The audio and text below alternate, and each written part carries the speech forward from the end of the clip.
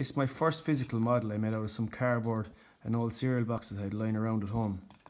The cardboard there is just a stand so it can stand up by itself. The red and blue thread in represent the straight line elements. I made it as a visual aid because I think visualization is so important for this topic, yet it can be so challenging. As I said, the red and blue thread represent the straight line elements which form the hyperbolic paraboloid.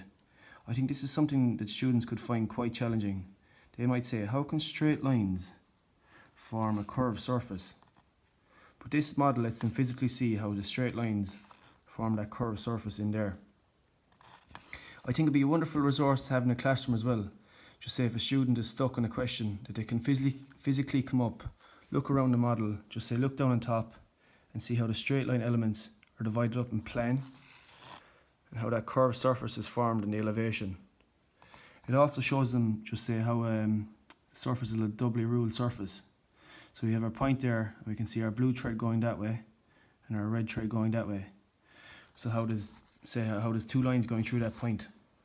And then I just have two cutouts here as well to show how a hyperbolic paraboloid can be a surface of translation. So we have our downward parabola here and our upward parabola here. And that downward parabola is translating or sliding along that upward parabola. So that also just shows that principle in there. I just thought that would be a nice resource to have in a classroom if students were stuck.